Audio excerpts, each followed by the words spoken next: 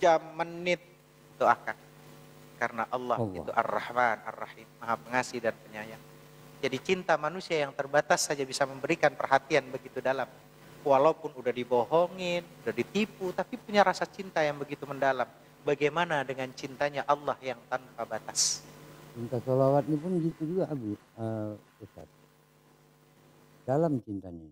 Ya, makanya cinta, kau sayangi istrimu. Jangan lagi kau marah-marahi dia ya. Ingat itu. Tapi Bunda, ada yang ya lanjut Ustaz Nabi, lanjut. Kalau kata Imam Asyubki, bukan kata saya Bunda, saya emang bukan orang pintar, saya bukan orang pandai. Cuman kita itu kalau namanya di pondok pesantren Bunda, sampai detik ini saya masih mondok terus. Dari 5 tahun saya mondok, umur 5 tahun tuh saya sampai sekarang masih mondok. Bahkan saya dapat dinikahkan itu dari pondok, gitu. Alhamdulillah. Mungkin kalau nggak dapat dari pondok, mungkin nggak dapat kali, dapatnya perawan penghabisan, jangan-jangan. Tapi ya karena alhamdulillah gitu dijodohin ya sama kiai, ya udah jadi dapat gitu. Lagian siapa yang mau sama saya kan gitu. Jadi kalau kata Imam Asyubki, kalau masalah orang sudah jatuh cinta, lau kuntum ahibba ila ma farartum min bala'i. Kalau kamu memang benar-benar cinta padaku, sesuatu yang jelek daripadaku tidak akan membuatmu lari. Itu cinta. Karena apa? Selamat tinggal hanya untuk mereka yang mencintai dengan matanya. Karena bagi mereka yang mencintai dengan hati dan jiwanya tidak ada yang namanya perpisahan. Hati dan jiwa itu tidak mengenal perpisahan fisik. Sejauh apapun dirimu engkau tetap ada dalam diriku. Maka goodbye, selamat tinggal, itu hanya untuk mereka yang cintanya hanya dengan matanya. Tapi bagi mereka yang mencintai dengan hati dan jiwanya, tidak ada yang namanya perpisahan. Kalau sudah jatuh cinta, casing itu enggak penting ya. Ribut dengan rupa, dengan casing, itu sebenarnya belum jatuh cinta. Kalau sudah jatuh cinta, tidak penting lagi. Maka kata Maulana Rumi, cinta menjadikan sesuatu tampak menawan, namun yang tampak menawan tidak selalu menyebabkan jatuh cinta. Kalau kamu sudah jatuh cinta, seperti apapun kondisi yang kamu cintai akan tampak indah. Itu yang nggak dipahami oleh banyak orang, karena belum pernah jatuh cinta. Yang pernah jatuh cinta pasti mengerti apa nilai yang dicintai, tidak sekedar casing.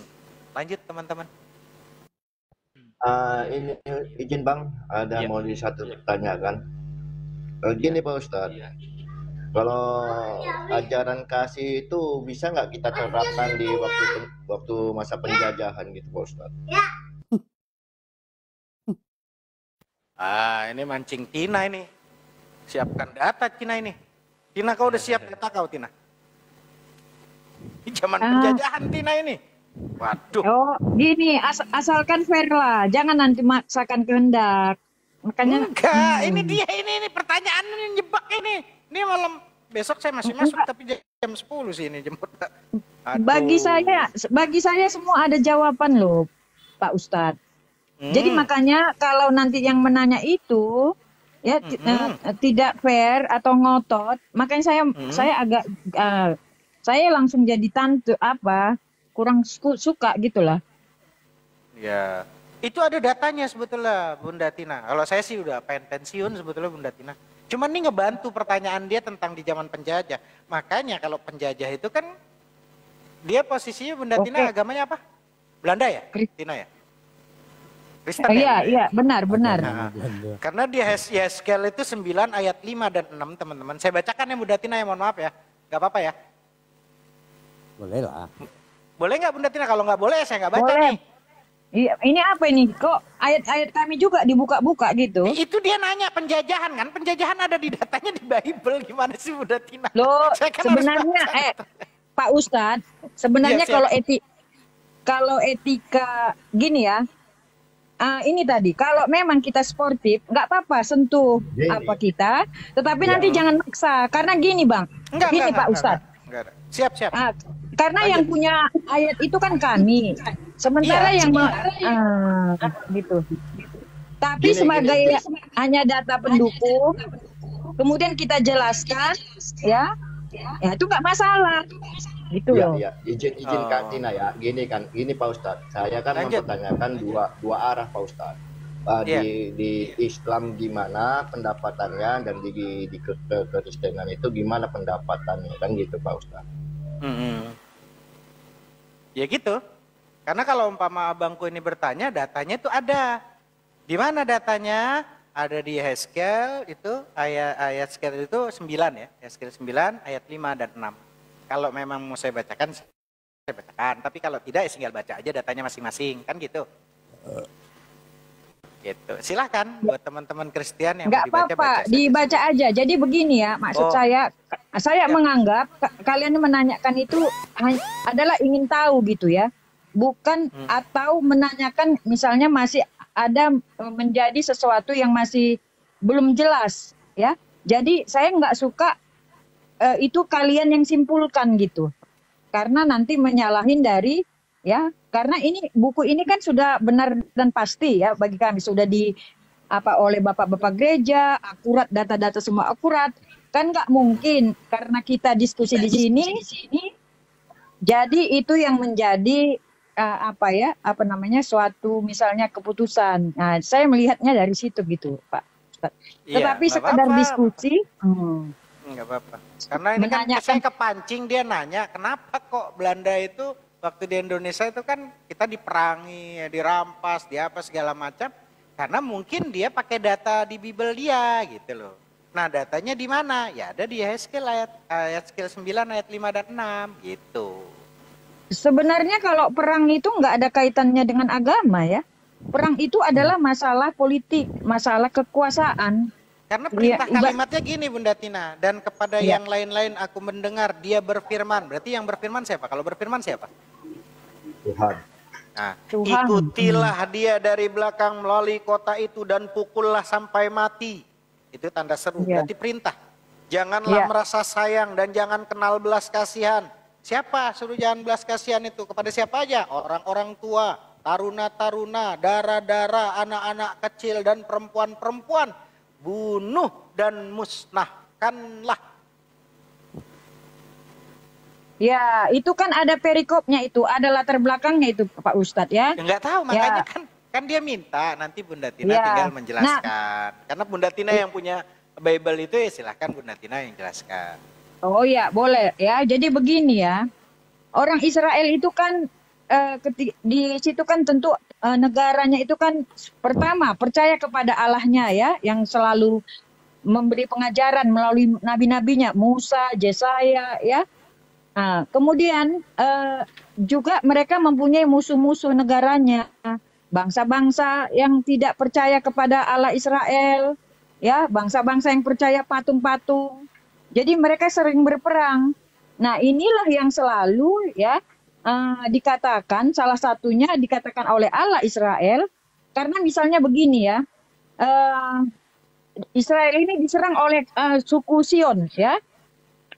Suku Sion misalnya, dan mereka kalah perang. Nah, Allah mengingatkan, karena kamu tidak setia kepadaku, maka kamu kalah perang, gitulah. Kenapa nggak setia? Mereka mengikuti sesembahan orang-orang asing, ya, percaya kepada patung-patung, pagan, ya, dewa-dewa Baal.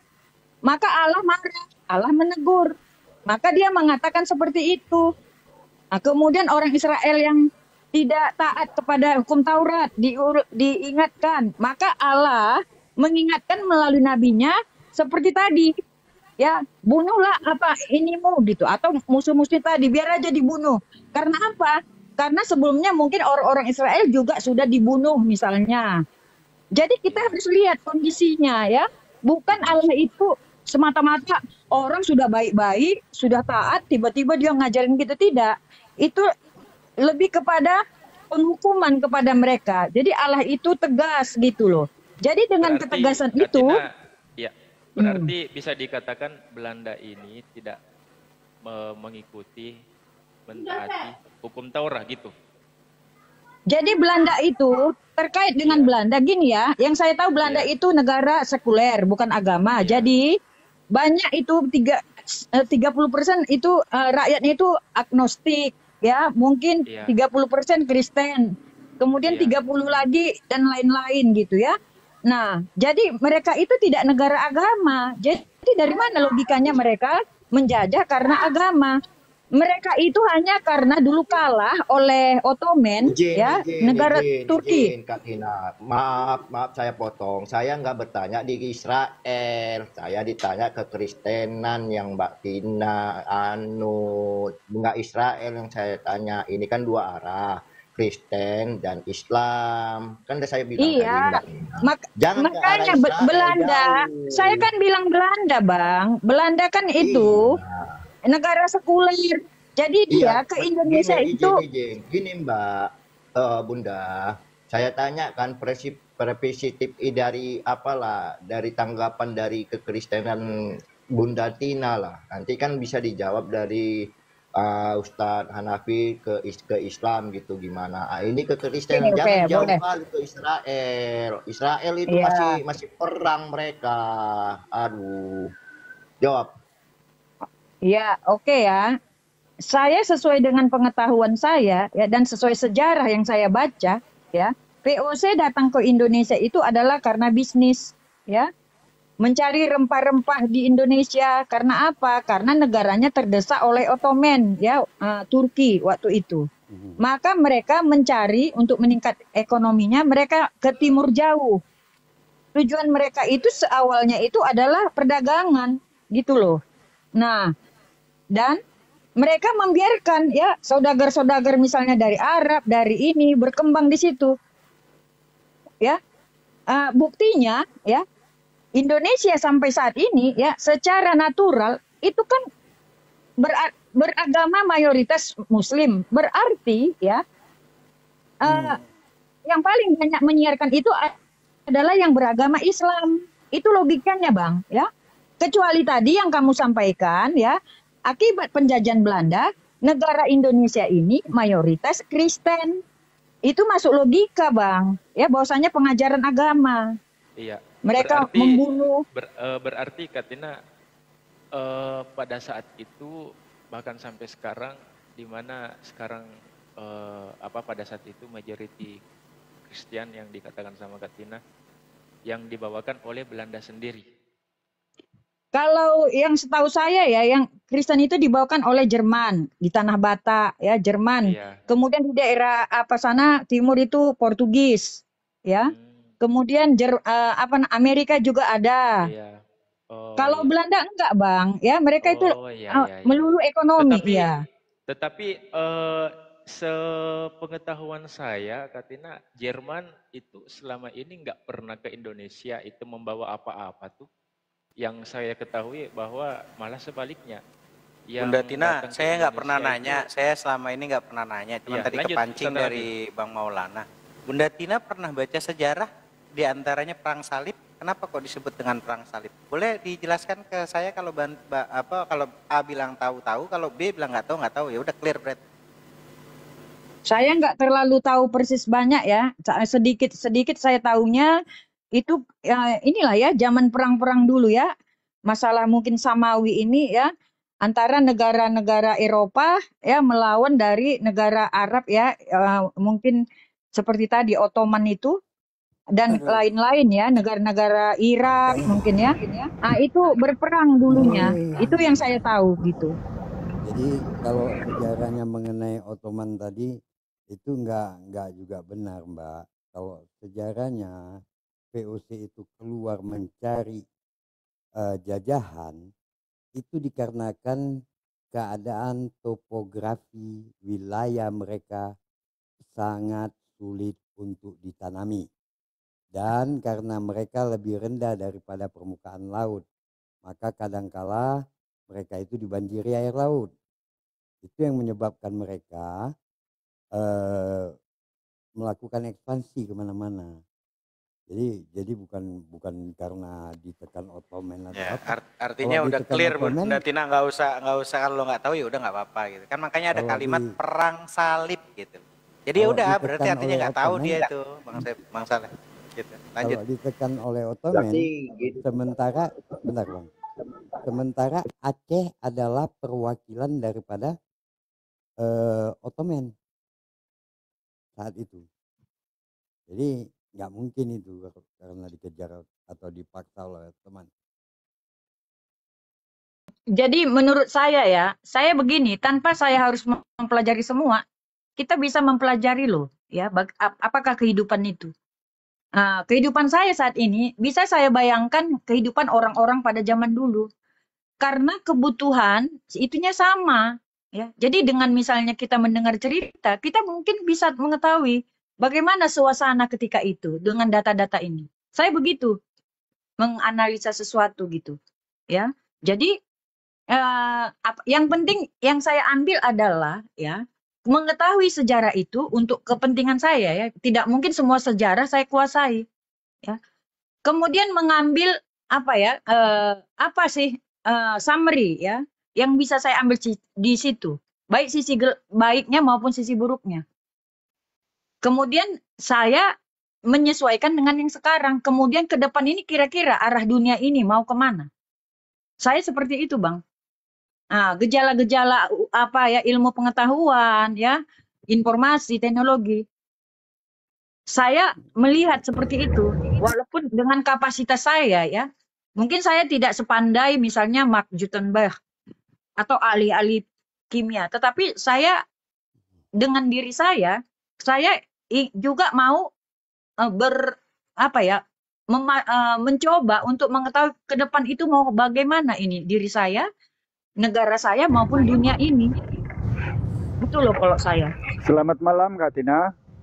Ya, selamat malam. Selamat malam. Salam kenal ya, Bu. Saudaraku. Ya.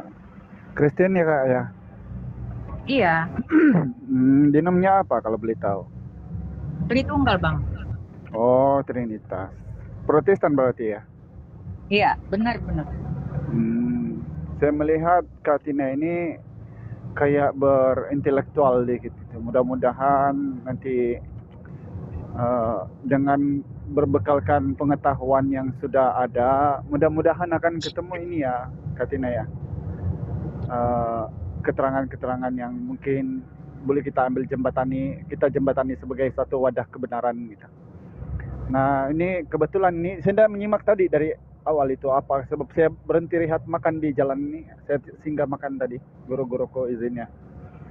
Jadi ini Kak Tina, sebab ini sudah naik di room, kebetulan di sini mungkin untuk edukasi sambil kita membuka-buka wawasan, sharing kepada teman-teman yang di bawah yang menyimak, termasuk kita sendiri pribadi. Langsung ini Kak Tina, kalau boleh kita diskusi santai-santai aja, boleh ya?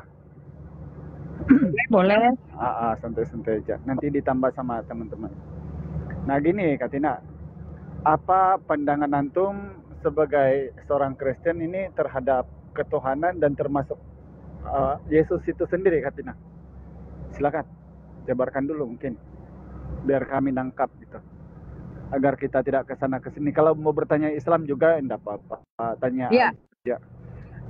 Masalah ketuhanan itu kebetulan saya percaya Tritunggal ya. Jadi memang sepertinya Allah kami itu kata orang 3 ya, tetapi tidak. Kami menegaskan kembali itu kami Esa.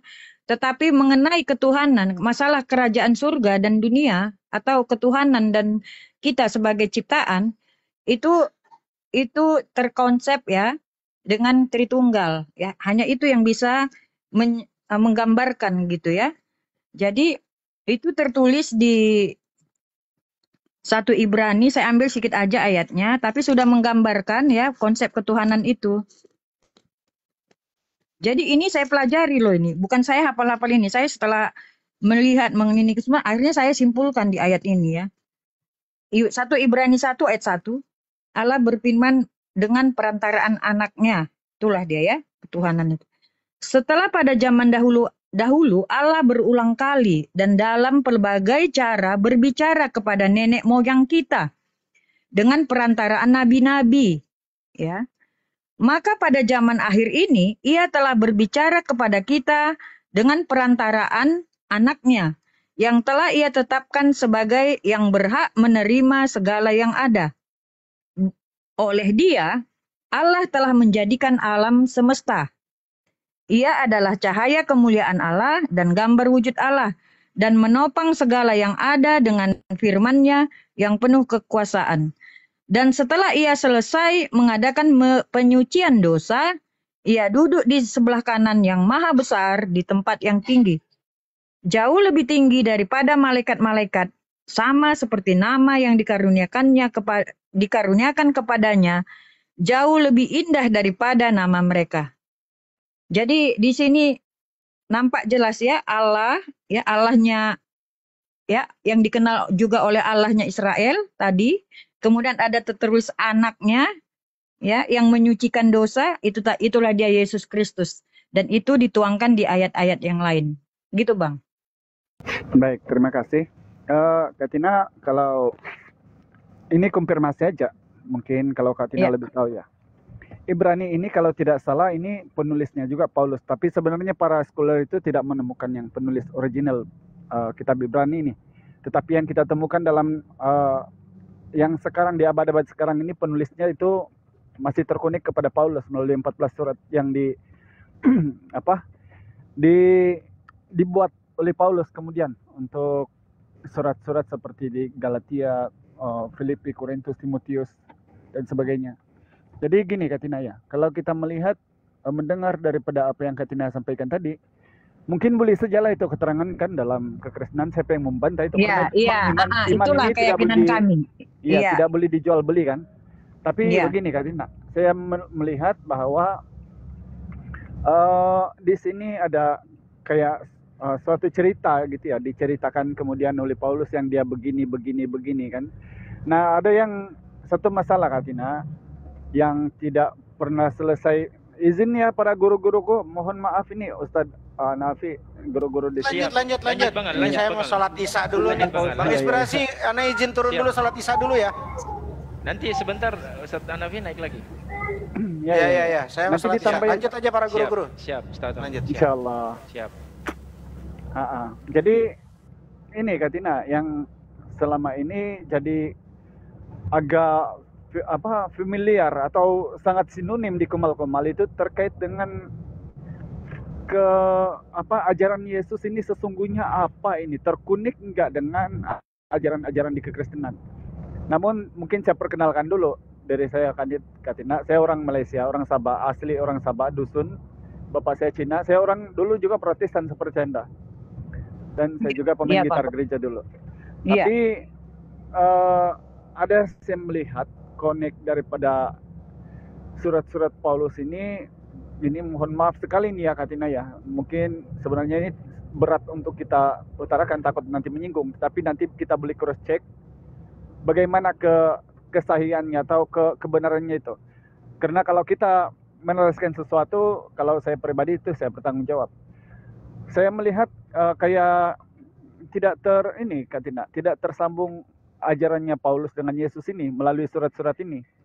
Nah, kalau pada dasarnya dalam Bible itu kan kalau kita lihat 4 kanonik, misalnya Evangelion itu, dia masih ada lebih kurang menurut Google sekarang ini, karena sudah boleh diakses.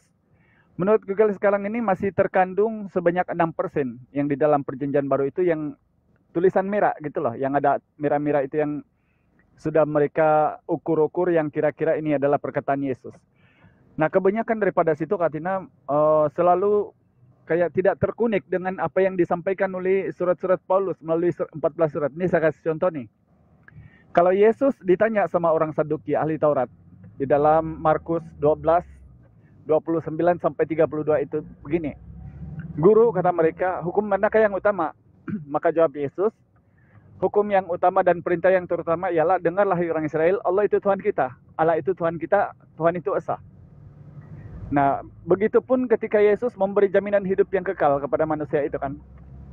Maka hidup yang kekal itu mengenal engkau satu-satunya Allah yang benar dan mengenal Yesus yang kau utus. Demikian juga ketika Yesus bersyukur kepada Tuhannya, yaitu dalam Matius 11:25. Aku bersyukur kepadamu Bapa Tuhan langit dan bumi. Nah, melalui surat Paulus, ini sebenarnya kalau saya melihat ini bukan salah dari Paulus, tetapi lebih salahnya kepada penyalinan di Lembaga Alkitab Indonesia yang kemudian meneruskan Kurios itu sebagai Tuhan. Nah, di sini dikatakan dalam 1 Korintus 8 nomor 6, akan tetapi bagi kita satu Tuhan saja yaitu Yesus dan satu Allah saja yang daripadanya berasal segala sesuatu. Jadi kayak sudah terpisah itu. Siapa Tuhan, siapa Theos gitu kan. Padahal kalau ajarannya Yesus dan mengulangi ajarannya Musa itu kan di Ulangan 64 Sema Israel Adonai Elohim Adonai Echad itu kan kayak sama. Nah mungkin Kak Tina di sini kita pelan-pelan urut bagaimanakah ini boleh kita yakini perkataan-perkataan ini sampai kemudian kita membenarkan perkataan yang dari Paulus ini kemudian mendudukan Yesus sebagai mungkin Tuhan atau bagaimana jelmaan Tuhan atau inkarnasi Tuhan gitu. Mungkin silakan dulu tanggapi. Mohon maaf kalau ada salah-salah kata dari saya itu. Karena tidak boleh basa-basi, nanti tidak nyambung kita nanti diskusi gitu kan. Silakan Kak Tina. Oke, saya mengerti ya maksudnya ya. Artinya di sini saya bisa menyimpulkan mungkin kalian itu tidak percaya bahwasanya Yesus itu adalah Tuhan ya. Tidak masuk logika, kemudian ada kemungkinan ya Paulus itu lah yang membuat ya seolah-olah Yesus itu Tuhan. Padahal berdasarkan data-data bahwasanya maksudnya ini adalah utusan ya seperti itu. Saya sudah menangkap itu ya. Tadinya saya seperti itu Bang ya, sebelum saya mempelajari ya. Tetapi saya harus melihat lagi ya. Pertama tadi ayat-ayat yang mengatakan ketika Yesus itu adalah utusan ya. Itu kita anggap benar ya sebagai utusan. Tetapi itu akan terbantahkan ya kalau dengan utusan dengan bukti-bukti langsung ketika peristiwa-peristiwa alam yang tidak pernah terjadi pada manusia itu terjadi pada diri Yesus Kristus. Ya. Pertama dimulai dengan dia lahir tanpa persetubuhan manusia ya. Belum pernah ada di dunia ini manusia itu lahir tanpa melakukan hubungan ya biologis kecuali Adam dan Hawa ya. Itu langsung manusia pertama ya. Jadi setelah Adam dan Hawa hanya Yesuslah ya yang tanpa ada suami dan itu semua dibuktikan sampai dia dituduh Maria itu berzina ya. Nah, itu sampai terjadi. Nah, ini satu peristiwa ya, bukan kata-kata Allah tadi ya, masalah anak Allah, utusan ya. Kemudian kedua adalah dia mampu membuat mukjizat-mukjizat ya. Ketiga, dia mampu untuk diuji dengan iblis, dia tidak kalah ya. Begitulah kuasanya ya. Apanya? Kemudian dia apa yang terjadi pada dirinya itu sampai murid-murid mengatakannya Tuhan. Ya, itu banyak. Filipus, Petrus mengatakan dia itu Tuhan. Bahkan Thomas terakhir kali setelah Yesus mati baru dia percaya. Nah, bayangkan kita pada saat itu ya, hidup yang tidak percaya tetapi kita bisa mengatakan Tuhan, berarti kita percaya ya atas keajaiban itu ya. Cerita-cerita itu, makanya kita berani mengatakannya Tuhan. Melihat lagi mujizatnya yang tidak masuk akal. Orang mati bisa dibangkitkan, ya. Kemudian banyak peristiwa yang tidak masuk akal, ya. Nah, walaupun di situ juga murid-muridnya tidak percaya, dia menegurnya, ya gitu. Nah, kemudian yang paling spektakuler adalah ketika dia mati, dia bangkit, ya. Walaupun di sini juga orang tidak percaya. Begini logikanya, begini. Ya. Tetapi ketika zaman di abad pertama, kisah yang paling pertama itu adalah dia bangkit. Ya, tidak ada dipersamakan. Ya, dan dia dikatakan Tuhan gitu, bukan nabi, ya. Cerita aslinya dia nabi. Ya, dikatakan orang yang percaya, walaupun orang Yahudi itu tetap tidak percaya, walaupun dia bangkit tetap tidak percaya sampai saat ini, Bang. Tetapi bagi orang-orang yang percaya, dia membuatnya ini menjadi satu buku, ditulis kembali ya sama orang-orang tadi. Begitu, Bang. Ya. Jadi ini peristiwa-peristiwa alam. Ketika suara dari langit juga ya disaksikan, inilah anakku yang dikasih ketika dia dibaptis. Ketika dia bangkit ya, Roh Kudus. Itu bukan karangan, bukan dongeng, Bang. Itu kenyataan. Ya. Ditulis kembali ya, ada saksi-saksinya. Ya, kemudian mereka dapat berbahasa lidah. Nah, tetapi bagi orang yang tidak percaya, Bang. Ya. Nah, inilah yang mau dia selamatkan gitu. Nah, bagi kita yang percaya, kita pakai logika dan kita percaya, ya, karena kita tak seperti saya taat gitu, tunduk kepada sesembahan saya.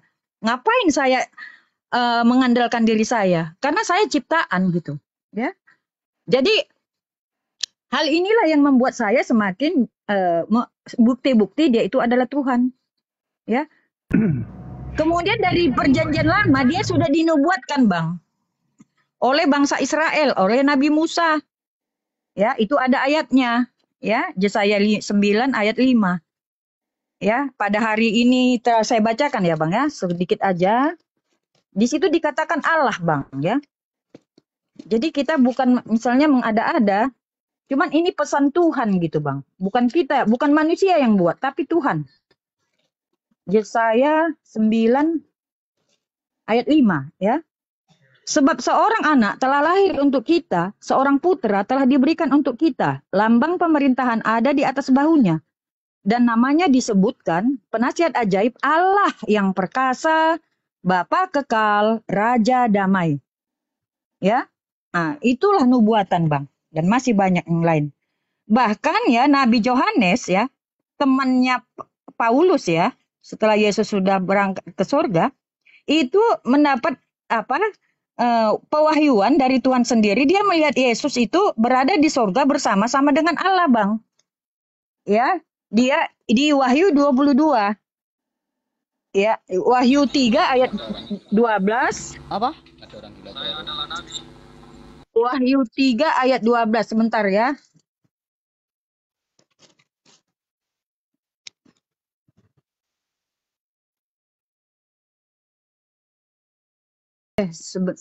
Langsung ditanggapi aja dulu, Bang Al. Sambil Katina. Nah, biar mungkin selesaikan dulu lah. Oh iya, silakan Katina. Enggak apa-apa. Iya, biar ada gambaran. Iya, siap. Sebentar saya ambil ya. Jadi mulai dari nubuatan, kemudian sejarah itu terjadi, itu bisa dibuktikan semua gitu, Bang. Jadi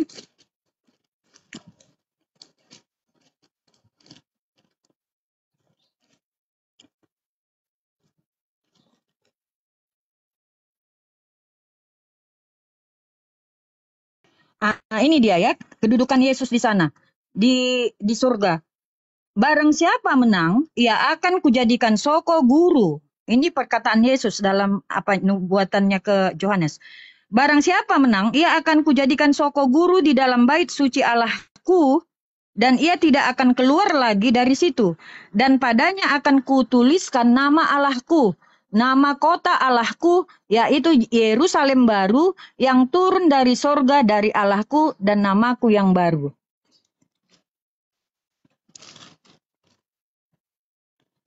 Jadi posisi Tuhan di situ adalah anak Allah. Dia berdiri sendiri gitu dengan Allah, ya, dengan ini. Karena manusia, Yesus itu adalah firman. Jadi yang berhubungan dengan manusia dalam kekristenan itu adalah Yesus, Bang. Sedangkan Allah itu yang tak terhampiri itu, ya, itu adalah Allah Bapa. Kita tidak bisa, ya, karena kalau kita mengatakan Tuhan itu Yesus, maka kita juga mengatakan Allah, kita percaya dengan Allah Bapa. Maka ada dikatakan Bapak aku dan Bapakku adalah satu. Oh, itu, iya. Bang. Oke. Baik. Lanjut, Bang Al. Sorry. Langsung. Ada yang mau menanggapi? Baik. Pertama, karena ini sebenarnya ada 8 poin, tapi yang saya ingat saja saya tanggapi ya, karena terlalu panjang. Jadi gini, Katina, pertama tentang cara Allah, bagaimana kemudian Tuhan menciptakan manusia. Kalau dalam Al-Quran, tentang penciptaan, kalau kemudian disinggung tadi, hanya Yesus yang lahir tanpa ayah, tanpa ibu.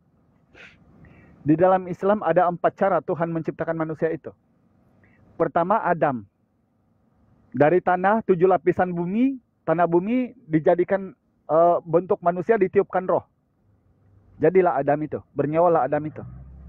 Kemudian kedua, Hawa, yaitu istrinya Adam. Diambil dari tulang rusuk Adam yang sebelah kiri, dijadikan bentuk manusia, ditiupkan roh, hidup. Yang ketiga, dijadikannya kemudian anak di perut Maryam, yaitu Isa Al-Masih, dengan kalimatnya dijadikan manusia, ditiupkan roh, hidup. Lalu kemudian kepada kita. Ini dijelaskan dalam surah Al-Baqarah ayat 25. Nah, kemudian kalau Nabi Isa penciptaannya ada di Ali Imran ayat 59. Nah, kalau di dalam Islam, bukti Allah Subhanahu wa taala itu adalah maha segala-galanya, Kak Tina. Hanya dia berkata gini. Dan apabila kalau Allah berkehendak kepada sesuatu itu, jadilah, maka jadilah ia. Innama amruhu arada say'an an yaqula lahu kun fayakun. Ini kata Allah. Menciptakan segala sesuatu itu hanya dengan kalimatnya. Namun satu otoritas yang paling besar dalam Tuhan Islam ini, Katina, yang tidak ada sama Tuhan-Tuhan lain. Apa dia? Bila Allah itu yang maha besar, dia tidak mungkin menjadi maha baby. Bila Allah itu maha tinggi, tidak mungkin dia maha rendah. Kalau Allah maha mulia, tidak mungkin maha terhina. Nah, ini otoritas dalam Islam punya konsep Tuhan. Yang kedua, poin, kalau kemudian mukjizat. Bahkan ada mukjizat Nabi Isa alaihissalam dalam Al-Quran itu yang tiada dalam Bible. Contoh nih ketika di dalam Ali Imran ayat 40, berapa ya? 40 atau 35. Nabi Isa alaihissalam ini meniupkan burung dari tanah liat, ditiupkannya menjadi burung terbang. Ini tidak ada dalam Bible. Nah, ini semua terjadi karena bismillah, dengan izin Allah. Nah, kalau mungkin ini dalam konsep Islam, coba Katina baca dalam Kisah Para Rasul 2 nomor 22. Bahwa Yesus itu diberikan mukjizat dari Tuhan. Ketika dia bernubuat dan meminta apapun itu, dikatakan sama Paulus itu, sama Lukas, dikasih sama Tuhan. Nah, yang ketiga tentang pengakuan dia Tuhannya. Ada Katina kutip tadi, Yohanes 14 itu ya, sebenarnya itu satu perikop. Karena ada dua yang disinggung di situ, yaitu Filipus dan Thomas. Filipus itu ada di Yohanes 14 nomor 9 dan Thomas ada 28-nya. Namun begini Katina. Kalau kemudian untuk memanggil Yesus Tuhan, pertama saya sudah menyinggung tadi bahwa apakah LA ini yang salah kutip daripada Koreos ataupun memang demikianlah adanya kalimat itu. Namun tidak apa-apa. Mohon maaf sebelumnya, kita di sini bukan sedang merendahkan keimanan atau merendahkan kitab orang lain daripada Islam. Tapi karena kebetulan kita dalam diskusi, ayo kita coba rungkai. Karena gini loh, tidak mungkin dalam dunia ini lain Tuhannya Hindu, lain Tuhannya Buddha, lain Tuhannya Kristen. Nanti jadi rebutan kita nanti Tuhan di surga nanti itu. Nanti jadi sempit kita. Jadi kita percayakan bahwa hanya ada satu Tuhan. Nah, siapa dia? Nah, ini yang mudah-mudahan dengan cara begini kita akan cari siapakah Tuhan yang benar itu. Nah, kalau dipanggil kemudian Yesus Tuhan oleh Filipus dan Thomas, coba. Dikatakan di dalam Yohanes 14 nomor 29 itu, Guru, tunjukkanlah Bapa itu kepada kami. Kata Filipus. Maka apa kata Yesus kemudian? Telah sekian lama aku bersama-sama kamu Filipus, tapi kamu tidak mengenal aku. Barang siapa melihat aku, dia telah melihat Bapa. Nah, Katina di sini ada dua definisi. Pertama, siapa Bapa itu? Yohanes 5:37. Kamu tidak pernah mendengar suaranya, rupanya pun tidak pernah kamu lihat. Dan ini kalaupun dibenarkan kemudian bahwa ternyata Yesus itu Bapa, na'udzubillah. Apakah Yesus yang menciptakan mamanya, kemudian Yesus pula yang menjadikan mamanya jadi hamil? Ini kan sangat bertentangan dengan logik akal kita. Bahkan kalau Yesus itu adalah Bapa, menurut 2 Tawarik 2 nomor 6, langit yang mengatasi langit pun tidak dapat memuat Tuhan itu. Apalagi dengan rumah yang kudirikan ini. Kalau mungkin dikatakan, oh itu tidak apa-apa, perjanjian lama. Tetapi ada di perjanjian baru dalam 1 Timotius 6 nomor 16. Dialah satu-satunya yang tidak takluk kepada maut, bersemayam di dalam terang yang tidak terhampiri. Tiada seorang pun yang pernah melihat dia, dan memang manusia tidak dapat melihat dia. Bagi dialah hormat dan kuasa yang kekal. Amin. Nah, ayat yang sebegini, kalau kemudian kita sematkan kepada Yesus yang tadinya manusia ini, na'udzubillah.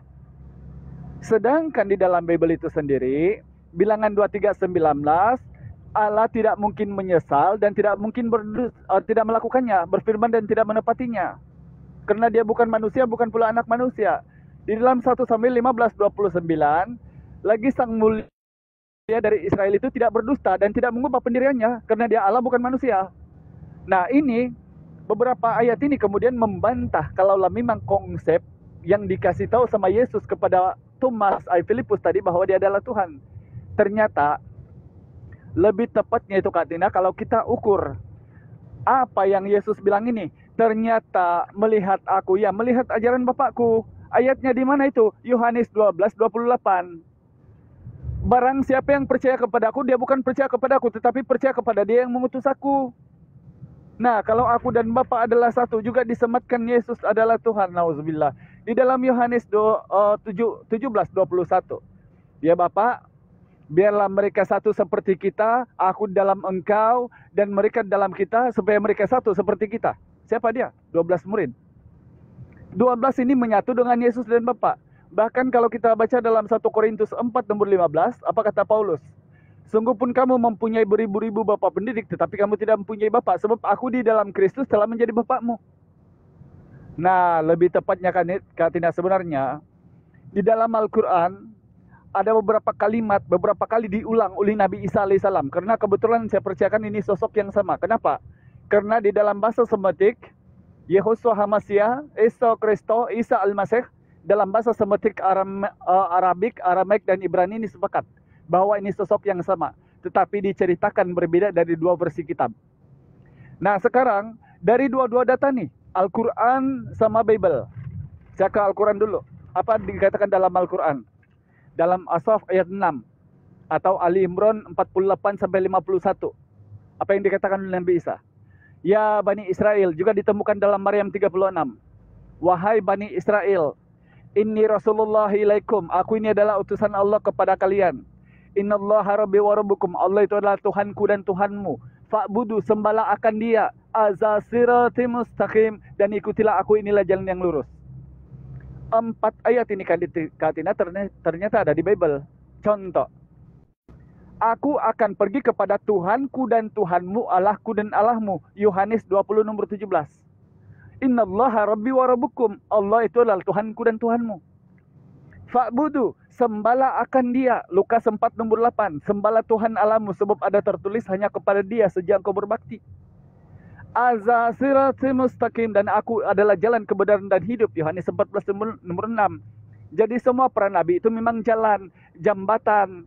Tidak sampai kita kepada Allah, kepada surga, kalau tidak melalui ajaran para nabi. Namun ada kemudian hal yang datang, Kak Tina. Setelah kita sudah mengklaim bahwa kita pengikut mereka, ternyata apa yang diajarkan sama mereka dan kita praktikan di gereja atau di masjid ini kita ukur.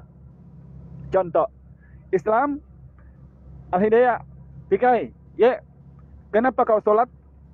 Kenapa kau ke masjid? Ya ada dalam surah Al-Jum'ah ayat 9. Dan apabila disuruhkan azan kepada kamu, maka tinggalkanlah jual beli dan segeralah ke masjid untuk beribadah. Lalu ditanya lagi aku, Pikai, Al-Hidayah, ya, kalau Allah itu Tuhanmu, dia pasti mengaku Tuhan. Ya ada. Innani anallahu la ilaha illa ana fa'budni wa aqimi sholata li zikri. Sungguh aku ini Allah Tuhanmu, tiada Tuhan selain daripada aku. Laksanakanlah solat, dirikanlah solat untuk mengingatku. Nah kemudian ditanya lagi aku, Al-Hidayah,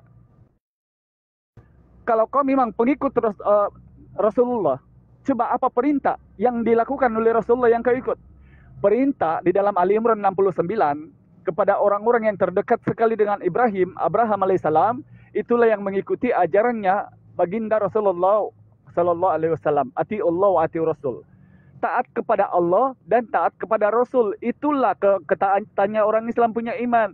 Lalu parikum baina ahadi min rasuli wa qala sami'na wa ata'na ghufranaka rabbana wa ilaikal masir. Sementara ini Kak Tina, saya mengklaim, mohon maaf ya, saya mengklaim sekarang saya pengikut Yesus. Yesus ke bait Allah, saya ke masjid. Yesus melaksanakan Taurat yang kemudian sunat dan tidak makan babi. Saya bahkan sebaliknya. Yesus bersujud, Matius 26:39-44. Saya bahkan bernyanyi. Yesus wajib berpuasa bahkan 40 hari. Saya tidak puasa, bahkan ada kewajiban dalam Matius 6 nomor 16-18. Termasuk juga tidak pernah kemudian saya melihat, ya mohon maaf, dalam Bible tidak pernah saya melihat perkataan dari Yesus bahwa dengarlah hai manusia, aku adalah inkarnasi Tuhan, aku adalah 100% daging, aku adalah wakil dari Trinitas. Tidak pernah begitu. Yang saya baca kemudian di Bible dalam Ulangan 4 nomor 2, jangan kau tambahi dan kurangi sesuatu perkataan yang difirmankan Tuhan. Begitu juga di Amsal 30 nomor 6, jangan kau menambahi firman Tuhan karena kau dianggap pendusta. Atau di Wahyu 22 nomor 18 dan 19. Barang siapa yang menambahkan sesuatu perkara atau perkataan, seperti yang tertulis dalam kitab nubuat ini, Allah akan mencabut daripadanya pohon kehidupan dan menariknya dari kota kudus. Nah, sebab itulah Katina, mohon maaf, saya ini kemudian masuk Islam karena ada perintah. Coba kamu baca sekarang di Yohanes 5 nomor 24. Berpindahlah kamu dari gelap kepada terang, kata Yesus. Mohon maaf Katina, mungkin saya boleh jabarkan ini, tapi nanti agak takutnya nanti Katina tersinggung. Karena ini agak pedis kalau saya jabarkan. Tetapi saya bisa simpulkan simpel aja bahwa saya sekarang alhamdulillah Yohanes. Biar saya nggak apa-apa. Coba jabarkan. Karena saya orangnya suka belajar kok, suka mempelajari. Siap. Jadi izin Katina ya, mohon maaf ya kalau agak tersinggung. Ya, nggak apa-apa. Saya suka baca buku-buku kok. Dari luar negeri, dari mana, silakan. Ya, mudah-mudahan ya. Bismillah dulu. Jadi gini Katina. Di dalam Matius 7, 21 sampai 23. Saya lama merenung-renung ayat ini Katina. Bukan setiap orang yang berseru kepadaku Tuhan, Tuhan akan masuk ke dalam kerajaan sorga, melainkan dia yang melakukan kehendak Bapakku yang di surga. Capek loh Katina aku bongkar-bongkar Bible itu. Di mana kemudian kehendak Allah untuk saya menuhankan Tritunggal? Di mana kehendak Allah untuk saya menuhankan Yesus yang mati di salib? Di mana kehendak Allah untuk saya ke gereja hari Minggu? Di mana kehendak Allah untuk saya makan babi dan tidak sunat? Di mana kehendak Allah untuk saya coloring, rabana, kebaktian dan menyambut Natalan? Tidak ada. Nah ini yang saya bilang agak pedis. Karena ternyata di dalam Matius 7:22-nya kemudian apa kata Yesus? Pada saat akhir, pada masa akhir, banyak yang akan berseru kepadaku, Tuhan, Tuhan, bukankah kami bernubuat dalam namamu, mengusir setan dalam namamu, berdoa di dalam namamu, dan melakukan tanda mukjizat dalam namamu juga.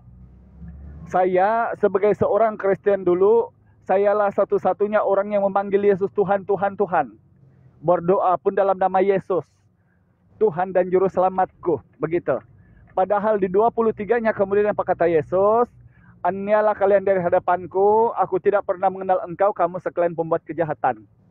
Nah inilah tertolaknya ajaran-ajaran Kristen ini. Sebab itulah dikatakan dalam Yohanes 5 nomor 24, berpindahlah kalian dari gelap kepada terang. Sebab di dalam Matius 19 nomor 30, aku berkata kepadamu, yang terdahulu adalah yang terakhir adalah yang terdahulu. Ternyata di dalam satu riwayat hadis, keterangan daripada para sahabat, tidak akan dibukakan hisab jannah Allah Subhanahu wa taala kelak di padang mahsyar kalau bukan umatnya baginda Rasulullah Muhammad SAW yang memasukinya dulu. Sedangkan Islam ini ada di abad ke-6. Subhanallah.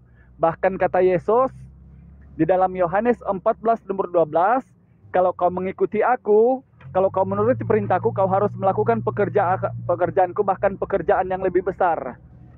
Saya bilang tadi, tidak ada kemudian pekerjaan Yesus. Satu ayat saya jumpa bahwa laksanakanlah Tuhan Tritunggal yang dalam keimanan, laksanakanlah ke gereja hari Minggu, laksanakanlah coloring rabana kebaktian, laksanakanlah tidak payah makan babi, tidak perlu hukum Taurat dan makanlah babi, tidak ada.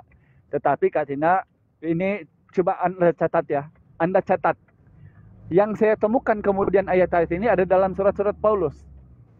Sebagaimana yang dikatakan oleh Yesus tentang Taurat di dalam Lukas 16 nomor 17. Lebih mudah langit dan bumi ini lenyap daripada satu titik hukum Taurat batal. Lagi kedua yang Katina catat, Matius 5 nomor 19 sampai 20. Apa kata Yesus? Aku berkata kepadamu, barang siapa yang tidak melakukan hukum Taurat sekalipun yang paling kecil dan mengajarkan demikian kepada orang lain akan menduduki tempat yang paling bawah dalam kerajaan surga. Sebaliknya barang siapa yang melakukan hukum Taurat, sekalipun yang paling kecil dan mengajarkan kepada orang lain, dia akan menduduki tempat yang tertinggi dalam kerajaan Allah.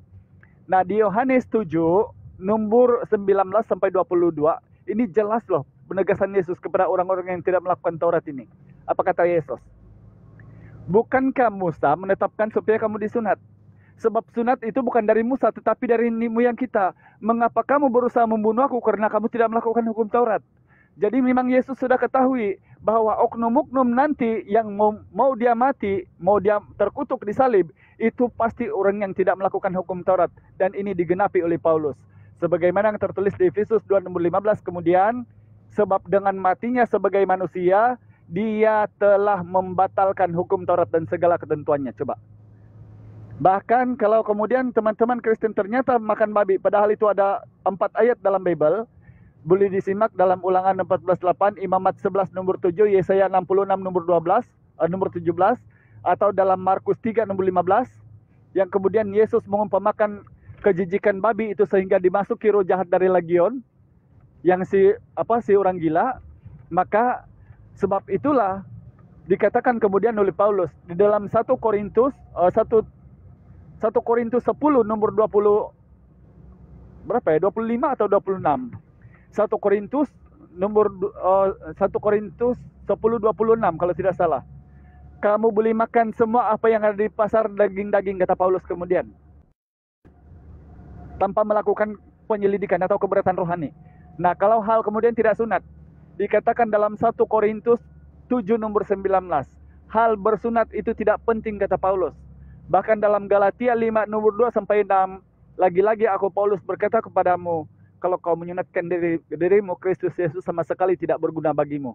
Padahal kata Yesus tadi, sebelum lenyap langit dan bumi ini, 1 titik atau 1 iota pun tidak dapat ditiadakan dari hukum Taurat. Matius 5 nomor 18. Nah, disinilah kemudian saya pribadi itu sebagai seorang Kristen berpikir, saya ini pengikutnya Paulus atau pengikut Yesus?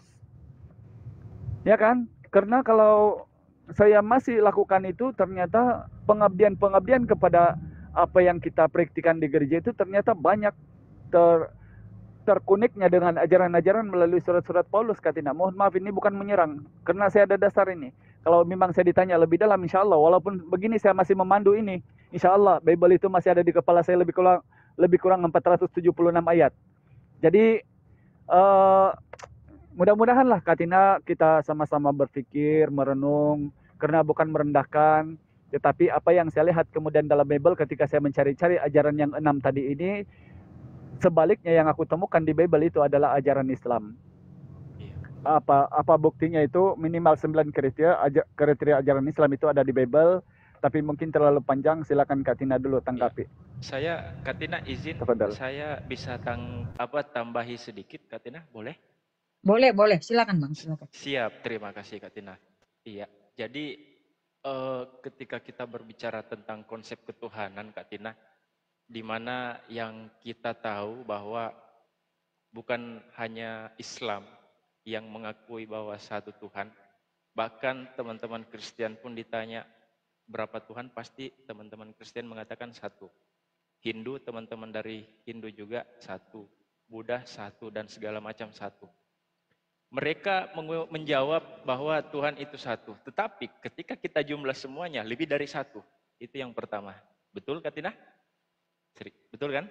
Betul. Nah, itu yang pertama. Nah, tetapi kalau kita mengkerucutkan lagi Katina, bahwa yang namanya ketuhanan itu, kita berbicara ketuhanan di mana Tuhan pasti memiliki sifat yang tak bisa terbantahkan.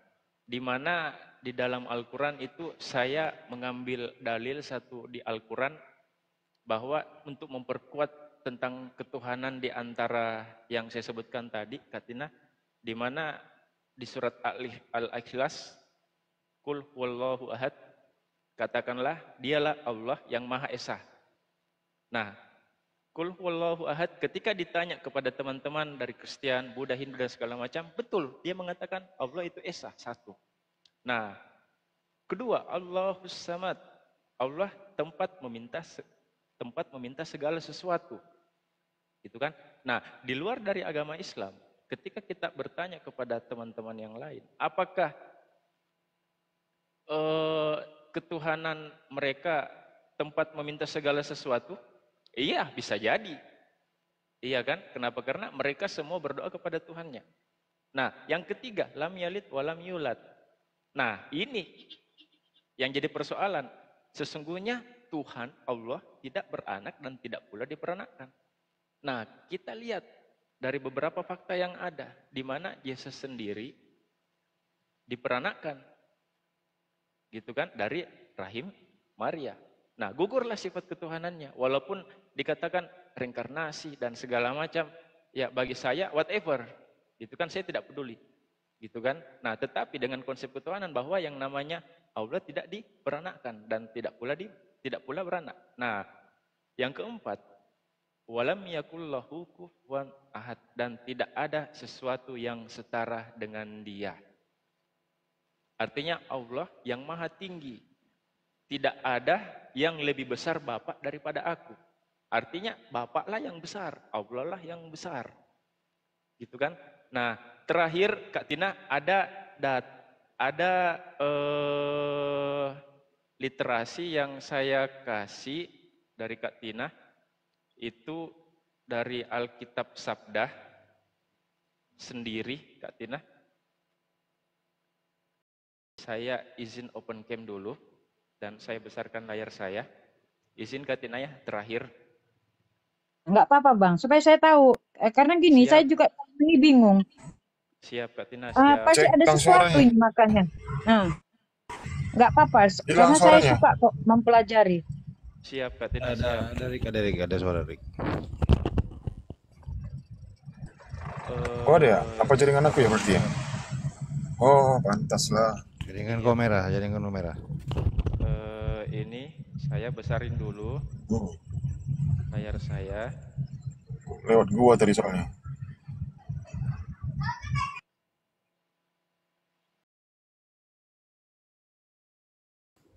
Pakai mobil lewat kota, Rik, jangan lewat dari pegunungan. So keluar gua.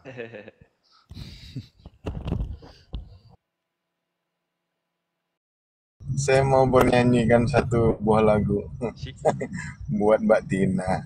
Siap. Ini Kak Tina ya, sabar. Nah, ini bismillah. Ini dari Alkitab Sabda, Kak Tina ya. Jelas ya? Iya. Alkitab Sabda, di sini studi kata Isa Al-Masih. Iya kan?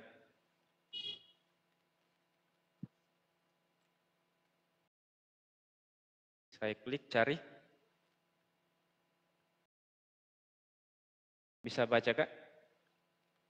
Isa Al-Masih, satu kata sebutan bagi Yesus. Berarti Isa yang diurapi, Isa yang diselamatkan. Kurang lebih seperti itu. Silahkan dilanjut yang lain. Oke. Itu closing statement dari saya. Ya. Terkait mukjizat yang dimiliki Nabi Isa alaihissalam, Bu Tina. Ya. Dan mukjizat para nabi lainnya, Allah memberikan mukjizat itu dengan apa yang dilakukan setiap kaum para nabi tersebut. Apa yang menjadi kebiasaan mereka, termasuk kepada Nabi Musa alaihissalam. Allah memberikan mukjizat dari tongkatnya yang bisa berubah menjadi seekor ular. Karena di zamannya Fir'aun banyak tukang-tukang sihirnya Fir'aun. Makanya Nabiullah Musa alaihissalam diberikan mukjizat sama halnya seperti apa yang musuh-musuh Nabi Musa itu lakukan.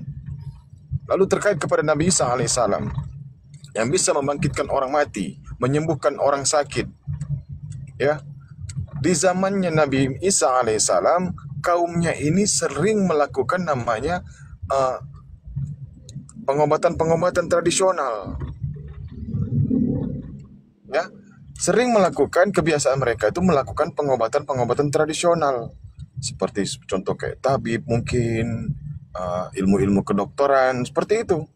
Nah, sampai lahirnya Nabi Isa ini ada hubungannya dengan ilmu kedokteran, yaitu lahir tanpa seorang ayah.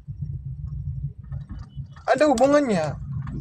Nah, mungkin Bu Tina sudah bisa lah. Saya rasa sudah paham apa yang saya maksudkan. Nah, kalau terkait kepada Nabiullah Muhammad SAW, Nabiullah ini banyak mukjizatnya, di mana beliau hidup di zaman di mana orang-orang sekitarnya itu melakukan namanya kezoliman yang sangat luar biasa. Kejahilan mereka, kebodohan mereka. Nah, dengan kecerdasannya Rasulullah cerdas itu. Rasulullah cerdas, makanya mampu membuat satu jazirah Arab itu menjadi manusia yang cerdas. Tidak lagi menyembah berhala. Nah, mereka bisa baca tulis. Itulah mujizat-mujizat para nabi. Jadi kami tidak boleh juga membanding-bandingkan, karena Allah sudah mengetahui apa segalanya. Gitu ya Bu Tina. Nah, kalau Anda mengatakan kami tidak percaya, kami percaya. Kami tidak menghilangkan Yesus. Kami tidak mendustakan Yesus pernah ada di dunia. Kami nggak mendustakan. Kami menjadikan dia, memuliakan beliau, ya. Di mana umat-umat Kristen sudah tidak lagi memuliakan Nabi Isa alaihissalam. Kami Rek, memuliakan beliau. izin Ya. dulu ya semuanya ya. Saya izin turun dulu ya, sebab saya sudah sampai di rumah ini. Saya izin dulu Masya Allah. semuanya. Ya. Lanjut aja. Ya. Oke, Bang siap. Inspirasi. Makasih. Lanjut aja ya. Ya. Saya sudah sampai. Jadi Assalamualaikum warahmatullahi wabarakatuh. Waalaikumsalam warahmatullahi. Waalaikumsalam warahmatullahi. Jadi kami, Bu Tina, jangan Ibu anggap kami itu menghilangkan Yesus. Tidak. Kami tidak mendustakannya, Bu. Kami yakin. Kami yakin bahwasannya ini juga diceritakan oleh Allah, yang disampaikan kepada baginda Nabi Muhammad SAW, dan itu juga sampai kepada kami kisah-kisahnya Nabi Isa alaihissalam. Nah, kedatangannya itu hanya kepada Bani Israel, di mana pada kala itu orang-orang Yahudi sudah lari dari hukumnya Musa alaihissalam yang dibawakan oleh Nabi Musa, yaitu hukum Torah yang diberikan oleh Allah Subhanahu wa taala. Contoh kecil saja, di Mazmur 119, 126, Tuhan bertindak karena hukum-hukum Torah itu sudah mereka ubah-ubah semua.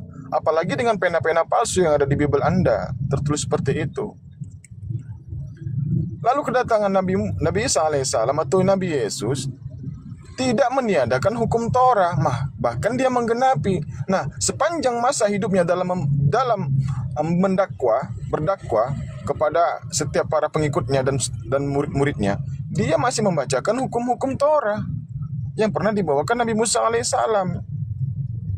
Bukan dia juga sebagai orang taat, dia juga menjalankannya. Nah, itu juga harus diperintahkan kepada murid-muridnya. Makanya di Yohanes 10 nomor 27, mereka domba-dombaku, mereka mendengarkanku, dan mereka mengikuti aku. Mereka mengikuti aku. Jadi apa yang dikerjakan Nabi Isa alaihissalam sesuai dengan perintah Allah, mereka mengikuti Nabi Isa alaihissalam atau Nabi Yesus. Aku tidak meniadakan hukum Torah. Satu yotah pun tidak akan kutinggalkan sampai langit ini runtuh, kata Nabi Yesus alaihissalam. Bahkan aku menggenapinya. Jadi jangan sangka Ibu, kami itu umat muslim menghilangkan atau mendustakan Nabi Isa atau Nabi Yesus. Tidak, Bu. Kami yakin Allah pernah menurunkan seorang anak manusia yang lahir tanpa seorang ayah, dan itu adalah mukjizatnya Nabi Isa alaihissalam yang sangat luar biasa menurut kami. Sangat luar biasa. Tanpa ada hubungan biologis laki-laki dan perempuan, lahir seorang anak laki-laki. Bayangkan, Bu, seorang anak manusia lahir. Kami tidak meniadakannya, Bu. Dan kami tidak menghilangkan Nabi Yesus alaihissalam.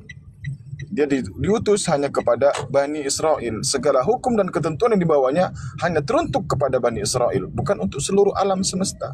Yang untuk alam semesta itulah Nabiullah Muhammad SAW yang sudah dinubuatkan oleh Yesus di Yohanes 16 di nomor 12 sampai 14, serta di Matius 21 di data nomor 43. Sekian dari saya. Terima kasih, Bu.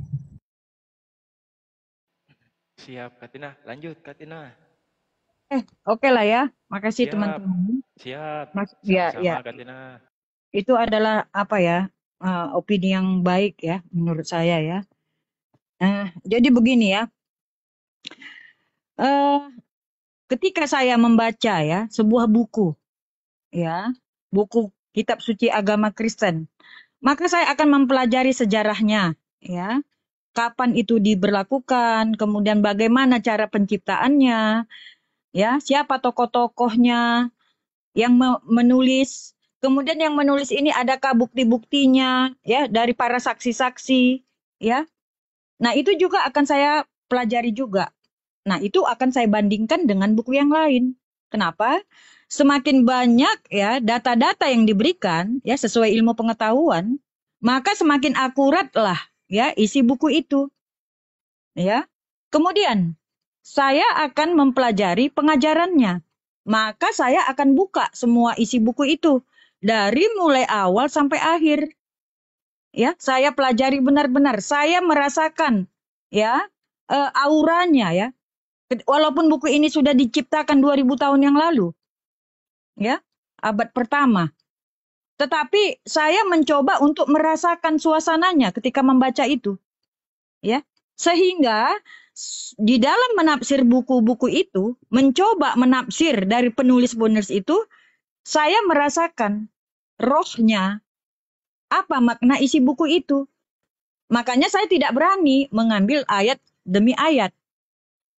Walaupun saya sudah mengetahui setiap buku yang disampaikan, ya, ketika saya sudah meresum, pasti itu saling mendukung.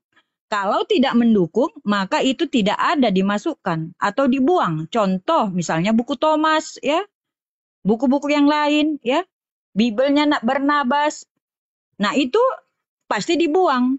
Jadi secara logika umum, logika biasa, ya, termasuk dengan buku agama yang lain, saya tidak berani, misalnya menegur buku agama Hindu, ya, Quran dan lain-lain, karena itu sudah benar menurut mereka. Saya sebagai yang tidak memiliki buku itu, saya tidak akan mungkin menafsir satu ayat per ayat. Itu sudah offside. Saya hanya bisa menanyakan atau ya menanyakan pendapat. Ya itu nggak masalah gitu. Tetapi ketika kita menguji ya sehingga apa yang sudah diuji dulu ya pada yang sudah final itu rasanya sangat tidak ini ya. Tetapi sebagai meminta pengajaran ya, mempelajari dan membandingkan dengan lain, saya pikir itu wajar ya. Jadi ketika saya baca semua itu, saya merasakan dulu rohnya isi buku itu. Ya. Kesimpulannya bagi saya adalah ya, tentang buku Kristen itu ya tentang agama, tentang ketuhanan, tentang keselamatan manusia, ya. Dan di dalam Alkitab ya, itu dikonsep gitu ya, bukan dia langsung terus dikatakan Tritunggal, tetapi ya sesuai dengan apa yang disajikan di dalam buku yang saya yakini kebenarannya ya, maka saya harus percaya bahwa ada ya Allah pencipta sebagai hakikat, ada Allah anak untuk menebus dosa manusia ketika dia reinkarnasi ya. Dan itu saya lihat juga buktinya dari mana? Dari buku Musa, dari buku tentang Nabi Yesaya ya yang menuliskan buku. Dan kalau kita lihat lagi dari saksi-saksi keturunannya, mungkin dari orang-orang Israel sekarang atau kuburan atau bait Allah yang masih ada, ya, termasuk Yesus, masih ada kuburannya, ya, masih ada peninggalan-peninggalan, bahkan itu banyak peninggalan Yesus berada di gereja Katolik. Nah, ini bukti otentik, Bang, ya, yang harus kita hargai gitu. Walaupun belum sebenarnya itu sama, karena kita pun kalau menuliskan buku kita sendiri tentu tidak sesempurna ya, tidak sesuai dengan fakta, tetapi sudah mendekati gitu ya. Tetapi ketika membuat sebuah buku itu, saya yakin ya dengan kemampuan dari orang-orang dahulu, orang-orang yang sudah mati syahid untuk itu, ya. Ke-12 murid Yesus itu 11 diantaranya mati syahid. Begitu juga yang 70 itu ya, yang 50-an lagi ya, mereka mati syahid. Dan Rasul Paulus adalah salah satu ya yang menulis buku. Dia adalah muridnya si Lukas ya. Dia dibimbing oleh Lukas untuk menuliskan buku itu. Dan yang menulis buku Alkitab itu tidak hanya Paulus, juga Yohanes, ya, juga Matius, Markus, ya. Dan itu saling mendukung gitu, Bang. Ya. Jadi apa yang didengar mereka ketika suara Tuhan ya dari langit itu ditulis kembali. Walaupun ya kita ada orang yang tidak percaya untuk itu hak dia gitu, Bang, menurut saya. Tetapi saya mempercayai isi buku Alkitab ini. Dan saya lihat dengan aplikasinya. Contoh misalnya, Yesus mengajarkan, ya, akulah jalan kebenaran dan hidup. Barang siapa tidak dapat kepadaku maka tidak akan sampai ke Bapa.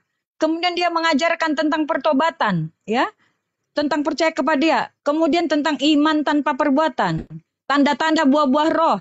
Kemudian menyerahkan Roh Kudus. Roh Kudus mampu membedakan yang baik dengan yang benar, memberi nubuatan, membuat mukjizat. Itu adalah kerja Roh Kudus, dan itu sampai sekarang dapat dilakukan orang-orang Kristen, mampu melakukan mukjizat. Ya, memang benar. Yesus ya mengganti dirinya ketika lahir dulu itu adalah Roh Kudus. Tetapi bagi kita yang tidak percaya, pasti tidak percaya, Bang. Jadi kenapa manusia masih ada yang tidak percaya? Kita ingat ya, ketika Adam dan Hawa jatuh ke dalam dosa, maka Tuhan juga mencampakkan ya roh jahat, ya si jahat, si iblis itu untuk mempengaruhi manusia, ya, mengkaburkan informasi, ya, membuat kejahatan gitu, ya. Makanya ada orang Kristen, ya. Walaupun dia sudah punya KTP Kristen, belum tentu dia Kristen, Bang. Karena ya ajaran Kristus itu adalah harus dibaptis, mengaku dan melakukan ya kehendak Allah dengan benar-benar. Orang Kristen yang melakukan kehendak Allah, mereka tidak akan mau lagi melakukan dosa. Jijik melihat dosa. Tidak mau bermain dengan keuangan, tidak mau berzina, tidak mau mencuri dan sebagainya. Tidak mau menyakiti hati orang. Ya, itulah ciri-ciri orang Kristen, Bang, yang berseru-seru bahwasanya Tuhan nanti pada penghakiman terakhir Tuhan Yesus akan duduk bersama dia di surga. Lalu bagaimana pandangan kami terhadap orang-orang yang saleh di dunia ini? Maka kami juga menghormati. Yesus mengajarkan ya orang-orang saleh juga, ya. Apa bedanya kamu? Kamu berseru-seru, ya, seperti tadi kata teman saya. Karena di dalam kekristenan tidak hanya mengaku-ngaku engkaulah Tuhan, ya. Jadi ayat tadi itu memberi pengertian, ya, bukan kepada orang lain tetapi kepada orang Kristen. Kalau percaya itu harus sungguh-sungguh. Bukan KTP, bukan hanya sekedar percaya, siap itu mudah lagi tergoda, ya. Pergi ke klub-klub malam, ya. Berbohong dan sebagainya, ya. Walaupun hari Minggu ke gereja. Nah, bukan itu yang dimaksudkan, Bang. Ya, yang dimaksudkan adalah orang-orang yang sudah bertobat dan terpilih, ya. Yang sudah benar-benar jijik terhadap dosa. Gitu, Bang. Dan itu ditandai dengan buah-buah roh yang ada di dirinya, di dalam dirinya. Mantap, Ya, kemudian luar biasa. Sudah, Bu? ya, Berapa lama nggak lagi apa-apa, saya Bang. tunggu? Mantap. Oh ya, Langsung saya tanggapi? ya boleh lah kalau Abang mau, nggak masalah sama saya. Oke, Silakan. Siap. ya terima kasih. Mantap. Terima kasih. Kita beri aplaus dulu buat Kak Tina. Sih. Keren. Cuci. Oke, begini ya, Bu Tina ya. Tadi Ibu katanya sudah membaca. Pesan teh susu ya, teh susu satu, yang lain mau kopi apa? Oke. Oke, lanjut. Pakai micin, pakai nggak? Ajinomoto atau apa? Asal jangan cyanida ya, Bang. Enggak. Kita bukan pembunuh. Oh ya. Canda. Oke, yuk lanjut. Tadi katanya Ibu Tina sudah membaca isi Bible dengan secara hikmah gitu ya. Bahwasanya situ ada kebenaran gitu. Nah, kalau kita kaji Bible Anda, Bu, banyak kekeliruan di situ. Tuhan sudah menciptakan hari, tapi matahari belum ada. Untuk menentukan hari itu haruslah ada matahari dan bulan, Bu. Kita sudah pernah duduk di bangku sekolah tentunya. Kita sudah pernah belajar. Untuk menentukan hari itu haruslah ada matahari dan bulan. Nah, Tuhan Anda di Kejadian 1 menciptakan matahari, menciptakan hari dunia itu sudah ada hari. Tapi matahari di hari keempat, Bu. Nah, ini satu kekeliruan ini. Ini bagaimana dikatakan ini bisa dikatakan ilmu? Bagaimana dia bisa dikatakan jadi pedoman manusia? Metode belajarnya saja seperti ini. Pembelajaran isi kandung dalam ayat tersebut seperti ini. Ini namanya pembodohan. Sekali lagi saya jelaskan. Kita mengetahui hari itu haruslah terlebih dahulu ada terciptanya matahari dan bulan, baru ada kata hari. Kalau keduanya belum diciptakan, belum ada hari, Bu. Beda dengan Al-Quran. Al-Quran menjelaskan bahwasannya ada 6 sampai 8 masa. Masa ini artinya apa? Fase, tahap, Bu. Nah, yang tahu hanya Allah berapa lama, berapa tahun lamanya Allah menciptakan alam semesta dan seluruh isinya. Hanya Allah yang tahu. Cuman hanya jelaskan hanya 6 sampai 8 masa kata Allah. Ya. Satu poin. Nah, terkait dengan mukjizat tadi, Bu. Kan sudah saya jelaskan. Mukjizatnya Nabi Isa alaihissalam itu kaumnya yang kesehariannya mereka itu suka dengan namanya ilmu-ilmu kedokteran. Makanya Nabi Isa lahir tanpa seorang ayah. Ada hubungannya sama ilmu kedokteran, biologi. Nabi Isa bisa membangkitkan orang mati, ada hubungannya ke situ. Nabi Isa bisa menyembuhkan orang sakit, ada hubungannya ke situ. Nabi Isa bisa menurunkan atas izin Allah, menurunkan makanan dari langit, sehingga orang-orang Yahudi pada kala itu yang mengalami namanya sakit, setelah makan makanan dari langit itu, mereka sembuh total. Itu ada di surah Al-Ma'idah ayat ke-110 dan seterusnya. Itu dijelaskan dalam Al-Quran, Bu. Aduh, saking panjangnya saya bingung apa yang mau ditangkapin lagi tadi. Nah, terus masalah kepercayaan, Bu. Kami percaya, Bu, terhadap Yesus itu. Kedatangan Yesus pernah ada di dunia ini. Kami percaya. Tapi yang kami tidak percaya kan, dia tidak disalib dan tidak dibunuh. Wa ma qataluhu wa ma salabuhu kata Allah. Walakin subihalahu. Nah, setelah kami mempelajari Bible Anda, memang jelas bahwasanya yang dibunuh itu bukan Yesus alaihi salam, melainkan orang yang fasik yang menggantikannya, Bu. Kenapa kalian ini memaksakan? Kepengen kali Yesus ini dibunuh. Karena apa? Karena doktrin. Tidak mungkin Tuhan datang ke dunia bunuh diri, Bu. Gak mungkin. Gak mungkin gara-gara dosa kita yang sekarang ini berzina, bermaksiat kepada Allah, lalu dia datang untuk mengampuni dosa kita. Ini gak mustahil, Bu, namanya. Gak masuk akal ini. Lalu dengan dosa-dosa orang Romawi pada kala itu yang menyembah bukan selain Tuhan, lalu datang Yesus untuk menyelamatkan mereka. Mustahil, Bu. Gak masuk akal. Gak masuk akal. Yesus menanggung dosa-dosa orang, dosa-dosa tentara Romawi, orang Yunani yang menyembah berhala, yang berpahaman Helenisme, paganisme, lalu datang dia ke dunia mati untuk mereka. Jelas, keimanan kalian, kedatangan Yesus, kematian Yesus untuk menyelamatkan umat manusia yang diakibatkan dari dosanya Nabi Adam alaihissalam. Ini juga fitnahan, Bu, terhadap Nabi Adam. Sementara kehidupan Yesus selama 33 tahun lebih, dia tidak pernah menyinggung sedikit pun satu nama pun Nabi Adam alaihissalam dalam Bible. Kecuali Nabi palsu yang Anda ikuti, yaitu Mr. Paulus bin Botak. Bukan saya menghujat, Bu. Dialah yang menyesatkan kalian. Matius 24 nomor 11. Nabi palsu itu menyesatkan banyak orang. Terbukti. Kristen di seluruh dunia kalau disatukan 2, miliar lebih. 2,5 miliar lebih. Kristen di seluruh dunia. Nah, nubuatannya siapa yang menggenapi? Kristen, Bu. Yesus mengatakan hal itu. Ibu percaya sama Yesus? Percayalah sama omongannya. Percayalah sama perkataannya yang bersumber dari Sang Bapa, yang bersumber dari kebenaran. Ya, Matius 24 nomor 11. Apalagi kalau kita kupas lagi Matius 15 23, Matius 7 15 sampai 23. Matius 23 nomor 15. Mau kita kupas lagi. Kelamaan nanti durasinya. Kasihan ibu nangis-nangis nanti di pojokan, Bu. Ya. Sementara ibu tidak menyiapkan tisu sedikit pun di depan mata ibu, nggak ada. Ya. Jadi tolonglah Bu, kami di sini hadir untuk meluruskan.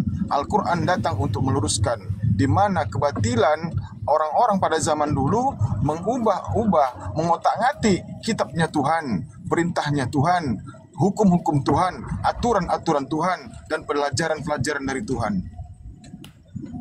Mereka sudah mengotak-ngatik. Makanya di zamannya Rasulullah gak ada ahli kitab, Bu. Yang ada yang dinamakan ahli kitab itu adalah orang-orang Nasrani dan Yahudi. Zaman Rasulullah gak ada lagi ahli kitab. Habis. Semuanya dikatakan penghafal, hafiz, penghafal Quran. Inna nahnu nazzalna dzikra wa inna lahu lahafizun. Kami yang menurunkan dan kami juga yang menjaganya. Dengan apa? Dengan cara menghafal. Kalau dikumpulkan, kalau dilenyapkan kedua kitab ini di muka bumi ini, ya, yang berkesempatan bisa muncul kembali, bisa eksis kembali, Al-Quran atau Bible? Tentu Al-Quran. Tak satu pun ada penghafal Bible di muka bumi. Kalaupun ada, pasti dia langsung tewas, Bu. Karena berapa tahun kemudian langsung direvisi kembali. Saya rasa bunuh diri dia. Kalau sanggup dia menghafal Bible dari Kejadian sampai Wahyu. Saya yakin, Bu, dengan terjemahan yang dia kuasai, dengan bahasanya sendiri, saya yakin. Tapi kalau Al-Quran, kemanapun kita berada, kita bacakan Bismillahirrahmanirrahim, Alhamdulillahi Rabbil Alamin, Ar-Rahmanir-Rahim, Malik Yawmiddin, Iyyaka na'budu wa iyyaka nasta'in, اهدنا الصراط المستقيم صراط الذين أنعمت عليهم غير المغضوب عليهم ولا الضالين. Saya membacakan surah Al-Fatihah di negara Eropa. Didengar ada orang Muslim di sana. Oh, ternyata dia sedang membacakan surah Al-Fatihah. Coba kalau ibu baca Kejadian 1 di depan orang Amerika, apa yang mereka ketahui? Apa yang mereka pikirkan pada kala itu? Oh, ibu ini sedang membaca mantra. Apalagi dengan bahasa daerah. Ada kan Bible berbahasa daerah? Berbahasa Batak? Ada kan? Ada. Saya tahu. Saya tinggal di Medan. Ada. Kalau ibu bacakan di depan mereka, apa kata mereka? Ibu sedang baca mantra. Apalagi dilihat sampulnya, Alkitab. Nggak kenal mereka, Bu. Alkitab itu mereka sangka ibu membaca Al-Quran juga bisa jadi. Membaca isi dari ayat-ayat Al-Quran. Karena tertulis Alkitab. Mereka nggak tahu Alkitab, Bu. Mereka tahunya pahamnya mereka Bible, Biblos. Itu Bu. Itulah ajaran tauhid. Gospel. Itulah metode Islam, Bu. Ajarannya tauhid. Kemanapun kita tetap sama, kemanapun kita tetap satu. Tujuannya kemana? Allah. Siapapun gurunya, sampai ke Rasulullah, sampai ke Nabi, Malaikat Jibril, sampai ke Allah Subhanahu wa Ta'ala. Siapapun gurunya. Itulah metode dalam Islam, Bu. Tauhid. Ya, demikian dulu. Sekian. Lanjut, Bu. Tanggapi. Ustadz Hanafi. Tolong teman